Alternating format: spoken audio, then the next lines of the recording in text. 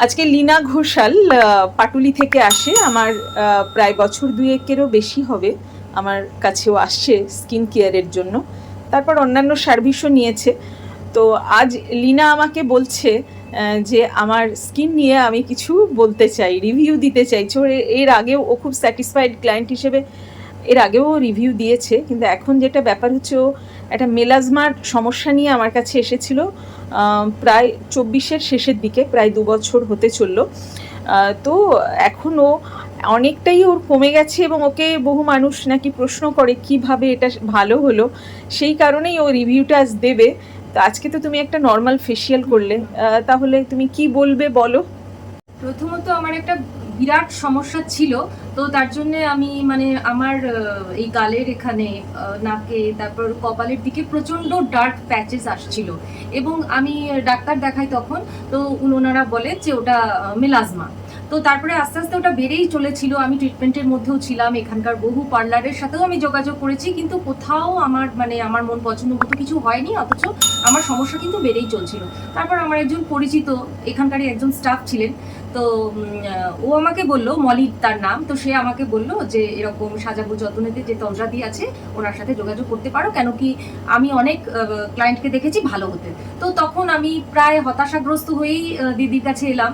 তো আসার পর আমাকে তন্দ্রাদি বলেই দিয়েছিলেন যে ওটা হয়তো 2 বছর টাইম লাগবে, কমতেও পারে নাও কমতে পারে, কিন্তু তারপরে লাইট হবে এটা বলেছি। হ্যাঁ, লাইট হবে এটা বলেছিলেন, কিন্তু একদম যে কমে যাবে বা এগুলো যে পুরো ক্লিয়ার এসে যাবে এটা আমাকে কিন্তু গ্যারান্টি উনি দেননি।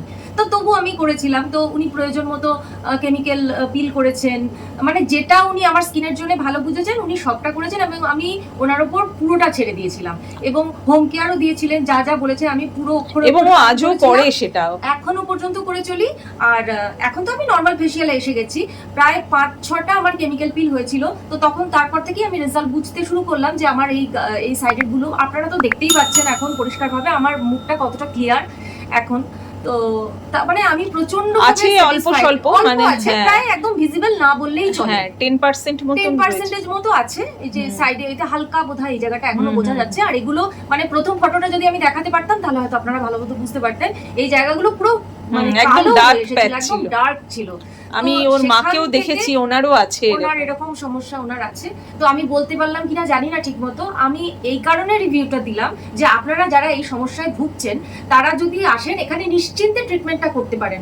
আর আরেকটা বিষয়, উনি যথেষ্ট এডুকেটেড, এটা আমি পার্সোনালি বলতে চাই, মানে স্কিনের দিক থেকে উনি এখনো লেখাপড়া করেন, শুধু স্কিন না ওনার হেয়ার সম্পর্কে যা জ্ঞান আছে প্রত্যেকটা বিষয়ে, মানে উনি যদি না পারেন বলে দেবেন, কিন্তু যেটা ওনার দ্বারা সম্ভব আপনি বেস্ট ওনার কাছ থেকে বেস্টটা পাবেন, এটুকু আমি বলতে পারি। তো যারা যারা এই সমস্যার মধ্যে দিয়ে যাচ্ছেন আমি বলবো চোখ বন্ধ করে এসে একবার করতে পারেন, উল্টো পাল্টা দিকভ্রষ্ট না হয়ে আমার মনে হয় একটা ঠিকঠাক জায়গায় আসা প্রত্যেকেরই একটা জরুরি বিষয়, অন্তত নিজের স্কিনের জন্য, নিজের লুকটাকে ঠিকঠাক রাখার জন্য অন্তত কনফিডেন্স লেভেলটা বাড়ে, আর কিছু না। আমি একটা ভুলভাল জায়গায় গিয়ে ভুলভাল ভাবে কিছু করলাম, তাতে আমার স্কিনটা আরো খারাপ হয়ে গেল, তাতে আমার কনফিডেন্স হয়তো কিছুটা সাময়িক আমি রিলিফ পেলাম, কিন্তু আলটিমেট ওটা কিন্তু কোনো সমস্যার সমাধান নয়। তো সেটা আমি এখানে এসে শিখেছি অক্ষরে অক্ষরে, এবং আমি তন্দ্রাদির কাছ থেকে বেস্ট সার্ভিসটা সবসময় পেয়েছি, এবং সবসময় উনি চেষ্টা করেন যে যেটা আমার স্কিনের জন্য, আমার হেয়ারের জন্য, আমি হেয়ার ট্রিটমেন্টও ওনার কাছে করাচ্ছি, মানে রিসেন্টলি শুরু করেছি আর কি, তো যেটা আমার জন্য একদম ঠিকঠাক উনি সেই প্রোডাক্টটা দেন, একদম বাড়তি ছকমারিতে উনি যান না। তো তার জন্য আমার ওনার মানে চরিত্রগত দিক থেকেও ওনাকে আমার খুব ফেভারিট লাগে, আর ওনার এডুকেশনের দিক থেকেও আমার মনে হয় যে অনেকের এটা দেখে ইন্সপায়ার হওয়া উচিত, যে এখনো পর্যন্ত উনি শিখে চলেছেন আর এখনো পর্যন্ত উনি এটা নিয়ে লেখাপড়া করছেন, যেটা আর 5 জনের মধ্যে আমি দেখেইনি বলতে গেলে।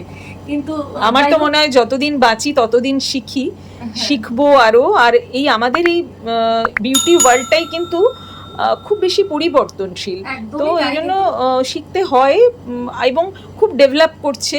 এবং আমি মেনলি কিন্তু ডক্টর পলসের প্রোডাক্ট দিয়েই কাজ করেছি, এবং হ্যাঁ ডক্টর পলসের প্রোডাক্ট দিয়েই কিন্তু আমি পিল করেছি বা হোম কেয়ার করেছি, যেহেতু আমি এডুকেশনটা এই স্পেশালি স্কিনের পিলিং বলো বা এস্থেটিশিয়ানদের যে সমস্ত কাজ ওখান থেকে শিখেছি বলে ওখানকারটাই দেওয়ার চেষ্টা করেছি।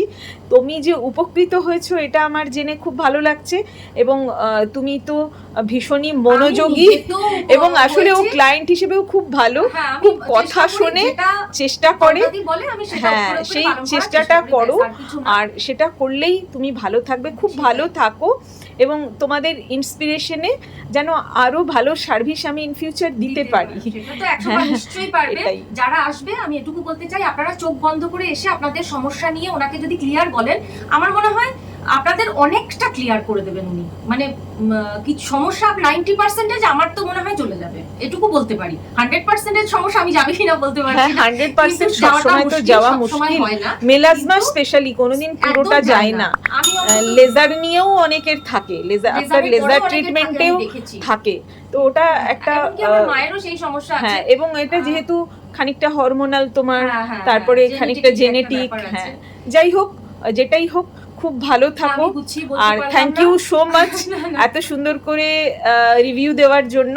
খুব ভালো থাকো, এটাই চাই। কথা হয়তো বাকি থেকে গেল, পরের বার হেয়ারটা হোক, তারপরে বলবে। আরেকটু বললে বোধহয় একটু কমই বলা হয়ে গেল। ওরে বাবা, আবার লোকজন ভাববে হয়তো আমি তোমাকে কিছু দিয়ে বলাচ্ছি। না না, একদমই না, কিছু দেয়নি, আমার কোনো স্বার্থ নেই। আজকাল আসলে এত ফেকের যুগ, না কোনো তুমি অ্যাওয়ার্ড পেলেও লোকে ভাববে পয়সা দিয়ে পেয়েছে।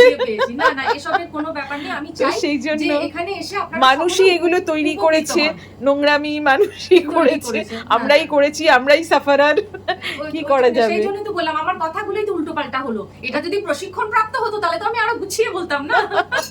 খুব ভালো থেকো, অনেক অনেক ভালোবাসা রইলো, অনেক অনেক ধন্যবাদ। ভালো থেকো। ওকে ওকে, বাই বাই। বাই।